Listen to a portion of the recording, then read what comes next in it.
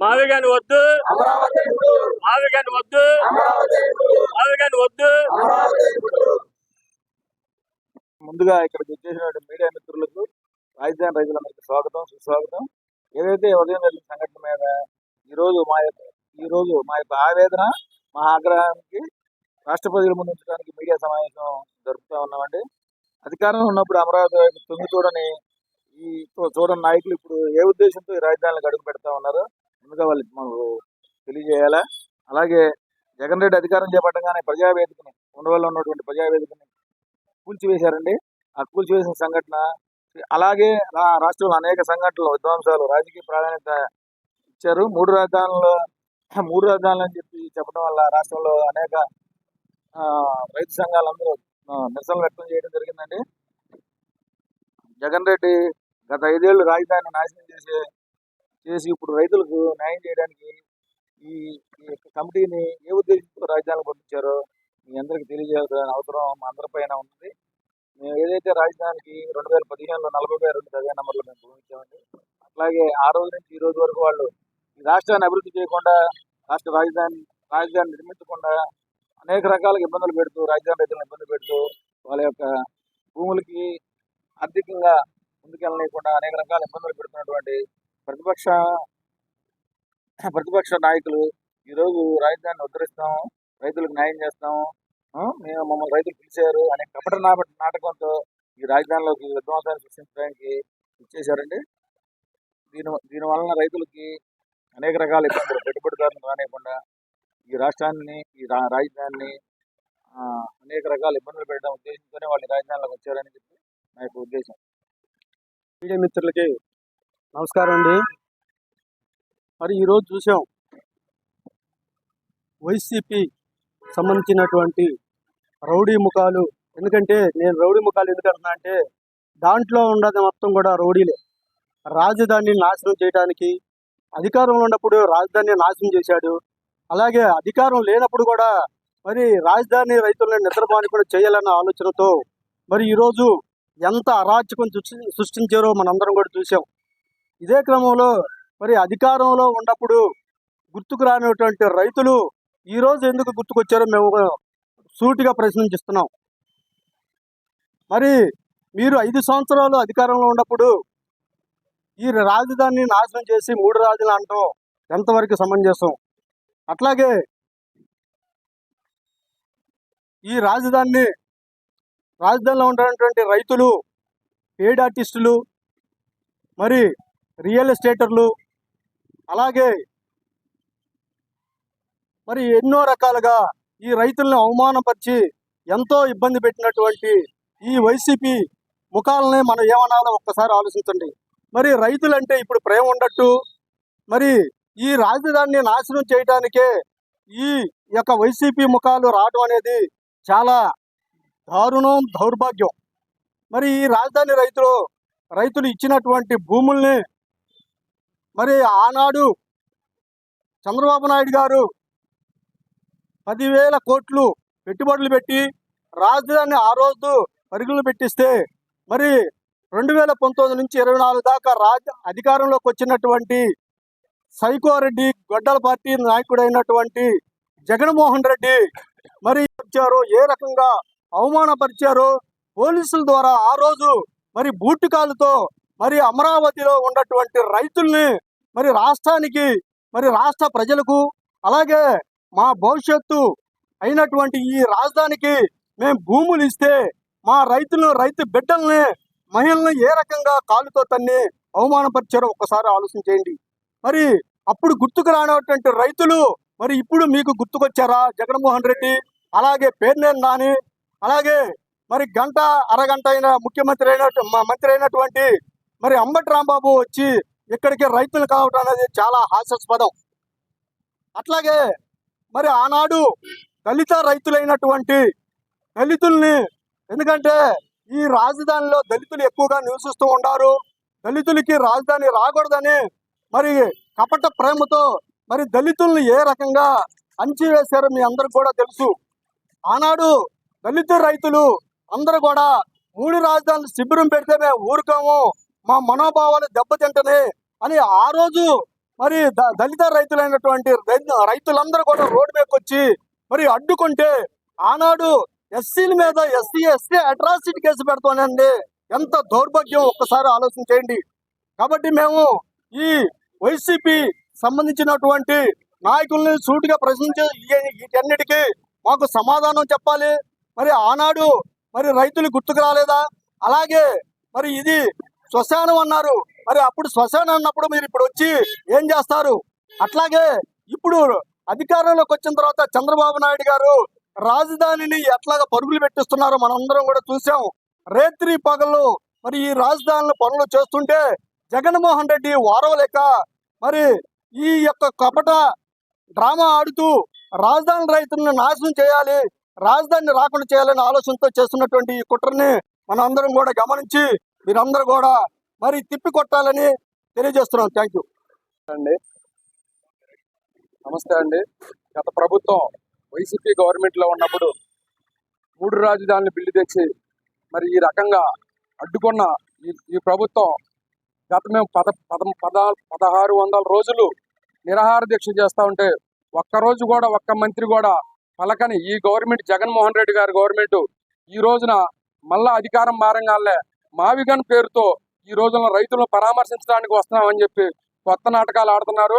మీరు ఈ గ్రామాల్లో పర్యటించాలంటే కేవలం ఒకే రాజధాని, మేము దానికి కట్టుబడి ఉన్నామని చెప్పండి. మేము మిమ్మల్ని స్వాగతించి మా సమస్యలు మీతో చెప్పుకుంటాం.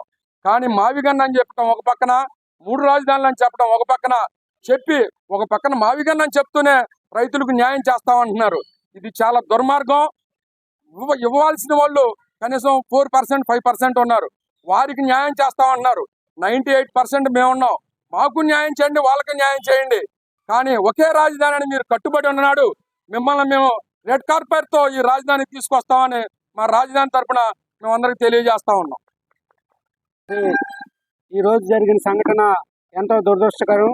మరి ఆంధ్రప్రదేశ్ రాష్ట్రాన్ని అభివృద్ధి కానివ్వకుండా మరి జగన్మోహన్ రెడ్డి గారు చేయడానికి ఇక్కడ జరుగుతున్న పనులను, వేగవంతంగా జరుగుతున్న పనుల్ని అడ్డుకోవడం కోసం ఈ ఆంధ్రప్రదేశ్ యువత యొక్క భవిష్యత్తును నాశనం చేయడానికి జగన్మోహన్ రెడ్డి గారు కంకణం కట్టుకున్నారు.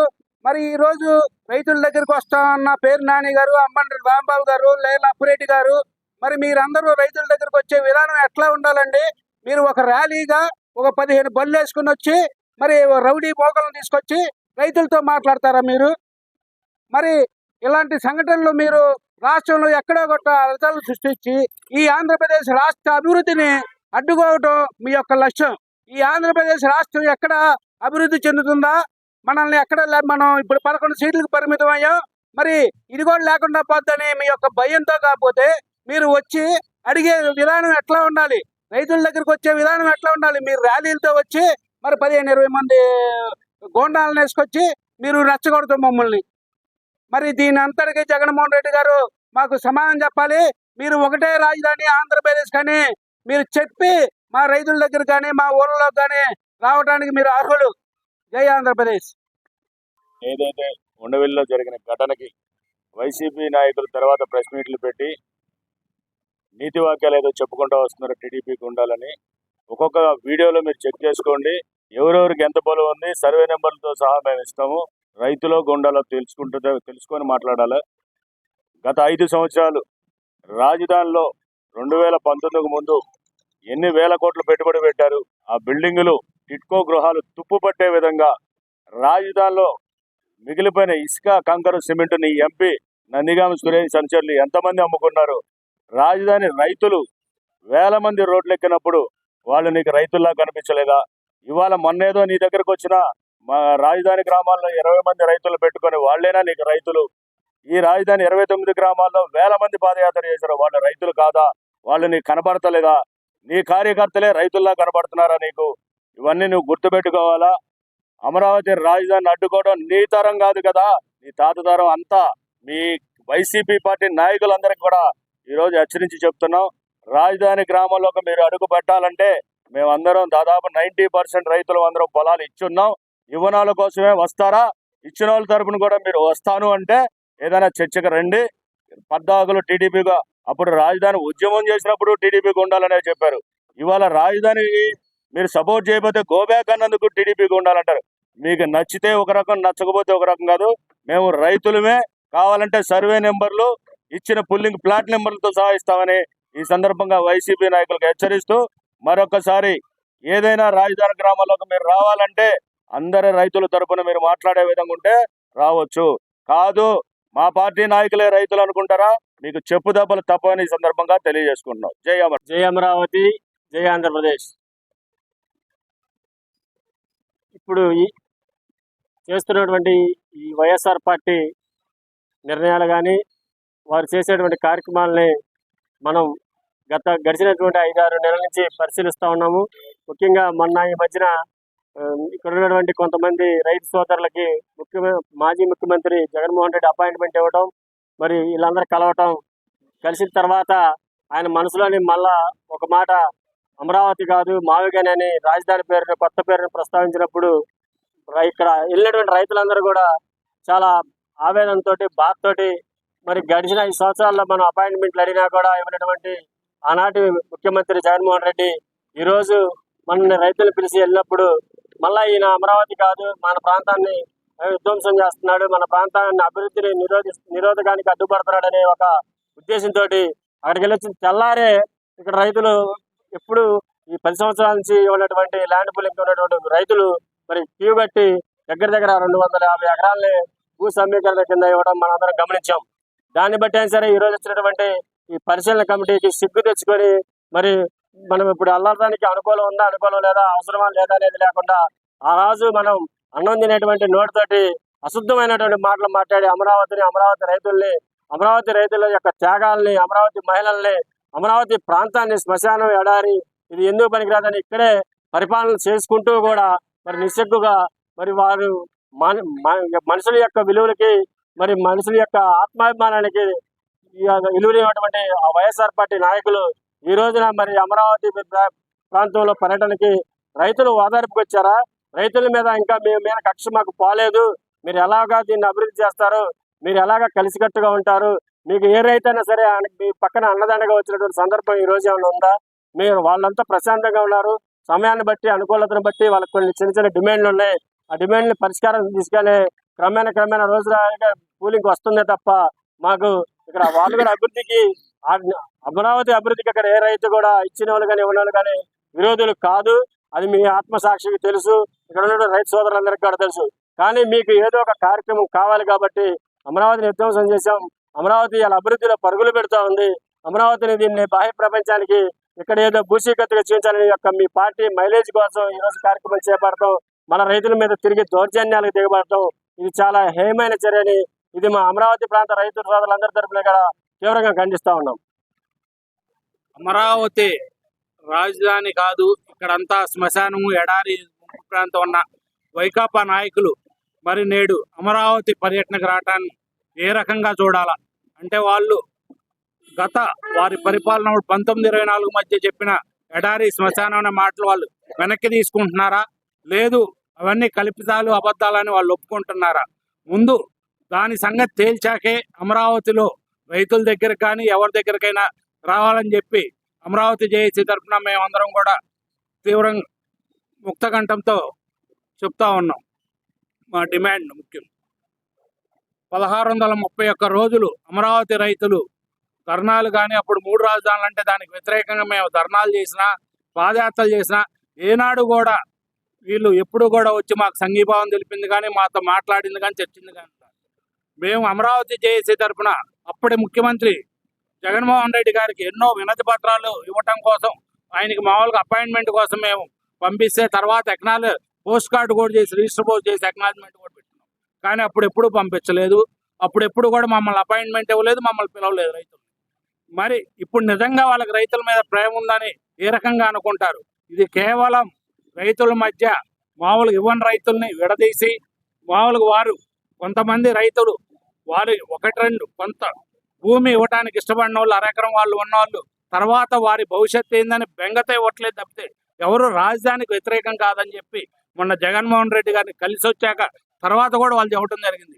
ఎందుకంటే అదే సమావేశంలో ఆయన మావిగన్న నంగాలే వాళ్ళందరూ కూడా వచ్చి నిరుత్సాహంతో వెంటనే తర్వాత రోజు నేలపాటు అతను భూమి ఇచ్చేశాడు. ఇక్కడ వాళ్ళు కూడా 2-3 రైతులు భూమి ఇవ్వడం జరిగింది. వాళ్ళకి ఏదో ఊరట కల్పిస్తారు అని చెప్పి వాళ్ళు జగన్మోహన్ రెడ్డి గారి దగ్గర పోతే ఆయన ఊరట కాకుండా ఉన్న నాలుగుకి మందే కొండ నాలుగు పోయినట్టుగా ఆయన మళ్ళీ మావిగన అనే తలకి వీళ్ళందరూ కూడా మన పరిస్థితి ఏంది, ముందు నుంచి వెనక్కి చెప్పి ఈయన దగ్గరికి వెళ్ళటమే తప్పని చెప్పి వాళ్ళు బాధపడతా ఉన్నారు. ఈ రోజు కూడా పర్యటన వద్దు, వర్షం పడింది, మా పొలం వచ్చి ఏం చూడగలరు మీరు అని చెప్పి వాళ్ళు పర్యటన వద్దని చెప్పి రైతులు చెప్పినా కూడా అంబటి రాంబాబు పేరునాని మేము ముందుకు వెళ్లాల్సిందే. అంటే వాళ్ళు ఇక్కడికి వచ్చి కవ్వింపు చర్యలు చేపడితే మామూలుగా మనకేదో మైలేజ్ వచ్చింది అనే టైప్లో మన రైతులందరూ కూడా శాంతియుతంగా నిరసన తెలియజేద్దాం, ఈ గో బ్యాక్ అని చెప్పి వాళ్ళు ప్లే కార్డులు పట్టుకొని ఉంటే, ఎందుకంటే గతంలో మీరు అమరావతి మీద ఎన్ని దాష్టకాలు చేశారు అందరూ చూశారు. కాబట్టి మీరందరూ దాని మీద మొదటి సమాధానం చెప్పాకే మా అమరావతి ప్రాంతంకి రండి అని చెప్పి వారందరూ గో బ్యాక్ అని చెప్పి ప్లే కార్డులు పట్టుకుంటే, వాళ్ళు ఎమ్మట వచ్చిన బాణగంటి చైతన్య కానీ బానెట్ మీద కూర్చొని ఇంకా మిగిలిన వాళ్ళందరూ కూడా కవ్వింపు చర్యలకు పాల్పడటంతో ఇల్లు దాటిని అడ్డుకోవటం జరిగింది. ఈ విధంగా ఎక్కడ ఉన్నా కూడా వైకాపా విధ్వంసంకే ముందుకెళ్తామని చెప్తే వాళ్ళకి అమరావతి మీద ఎటువంటి ప్రేమ లేదు, అమరావతి మీదనే కాదు రాష్ట్రం మీద ఎటువంటి ప్రేమ లేదు. ఎందుకంటే జగన్మోహన్ రెడ్డి గారు ఎక్కడన్నా ఎవరైనా చనిపోయినప్పుడు మాత్రం ఆయన వస్తారు, వచ్చి మామూలుగా ఒక పరామర్శ చేసి అక్కడ ప్రజల మధ్య చిచ్చు పెట్టి ఆయన సునకానందం పొందుతూ ఉన్నాడు. ఆయనకి ఏంటంటే ఈ అమరావతి అభివృద్ధి చెందకూడదు, ఆంధ్రప్రదేశ్ రాష్ట్రం అభివృద్ధి చెందకూడదు. అప్పుడే ఆయన ఆస్తులు ఎక్కువ తెలంగాణలో, కర్ణాటకలో, చెన్నైలో ఉన్నాయి కాబట్టి అవన్నీ ఇప్పుడుగా పెరుగుతాయి, ఆంధ్రప్రదేశ్ అదలపాతాలకి పోవాలని చెప్పి జగన్మోహన్ రెడ్డి గారు కోరుకుంటా ఉన్నారు. కానీ ఇక్కడ ప్రాంత రైతులు అంటే భూములు ఇవ్వని రైతులు కూడా వాళ్ళు ఎవరు కూడా దానికి వంతపాడటం లేదు. వాళ్ళందరూ ఏంటంటే కొంచెం ఊరట చెందుతామేమో అని చెప్పి ఆయన దగ్గర పోతే ఆయన వీళ్ళందరినీ ఊరట కాదు, వాళ్ళందరూ ఇక మెడకు ఉరితాడేసే విధంగా ఆయన ప్రవర్తిస్తూ ఉంటే ఆ రైతులు కూడా మన పరిస్థితి ఏందా అని చెప్పి ఈ రోజు కూడా వాళ్ళు కొంతమంది కలెక్టర్ గారి దగ్గర పోయి భూసేకరణ మీద ఎట్లా ఎంత వచ్చిందని వాళ్ళ అభ్యంతరాలు జరపడానికి పోయారు. ఇక్కడెక్కడా కూడా భూములు స్వచ్ఛందంగా అంటే భూ సమీకరణకి ఇచ్చిన వాళ్ళంతా స్వచ్ఛందంగా ఇచ్చారు. మిగిలిన చట్ట ప్రకారం ఏ విధంగా అయితే చట్ట ప్రకారం భూములు తీసుకుంటారు కానీ వాళ్ళు చెప్పినట్టు ఎవరి మీద మెడ మీద కత్తి పెట్టలేదు, ఎవరి పొలాలు కూడా ఆక్యుపై చేయలేదు. వాళ్ళు చెబుతా ఉన్నారు పొలాల్లోకి రానిట్లా మామూలుగా కరెంట్ తీసేశారు, రానియకపోతే ఇప్పటి వరకు మరి 12 సంవత్సరాల నుంచి ఏ రకంగా భూములు ఇచ్చిన రైతులు కూడా పెనుమాకొండ వాళ్ళు పండించుకున్నారు. ఎందుకంటే భూములు ఇప్పటి వరకు కూడా డిస్టర్బ్ కాలేదు కాబట్టి ఈ 2 సంవత్సరాలు లేఅవుట్ వేసి ఇప్పుడు పనులు ప్రారంభించాక భూములు ఇవ్వని రైతులు ఎక్కడా కూడా కరెంటు తీయలేదు. కానీ భూములు ఇచ్చిన రైతుల్లో కందకొంద అయినప్పుడు వారికి వెళ్ళేదానికి మార్గం ఉండకపోతే వాళ్ళు పరిష్కారం మామూలుగా వేరే ప్రత్యామ్నాయ మార్గం చూసుకొని వాళ్ళు వెళ్ళాలి తప్పితే భూములు ఇచ్చిన రైతులను ఇబ్బంది పెడతాం అది సబబు కాదు. ఎందుకంటే భూములు ఇచ్చిన వాళ్ళు 90% మంది ఉంటే వీళ్ళకి లేఅవుట్ కావాలన్నా కూడా ఆ భూములు వస్తేనే లేఅవుట్ అవుతుంది. ఎందుకంటే భూములు లేఅవుట్ రావాలన్నా దానికి ట్రంక్ ఇన్ఫ్రాస్ట్రక్చర్ రోడ్స్ రావాలన్నా కూడా మధ్యలో అక్కడ ఆటంకాలు ఉన్నాయి, రిజర్వాయర్కి మధ్యలో ఉన్నాయి. భూమి ఇస్తేనే అమరావతి ప్రాంతం మన పెనుమా గ్రామం కానీ మిగిలిన గ్రామాలు కానీ త్వరితగతిన అభివృద్ధి చెందుతాయి, అమరావతి కూడా అభివృద్ధి చెందుతుందని చెప్పి తెలియజేస్తా ఉన్నాం. ఇటువంటి దుశ్చర్యలని ఈరోజు జరిగిన పరిణామ దుశ్చర్యలని వైకాపా చేస్తున్న దురాఘాతాలను తీవ్రంగా ఖండిస్తా ఉన్నాం. జై అమరావతి, జై జై ఆంధ్రప్రదేశ్.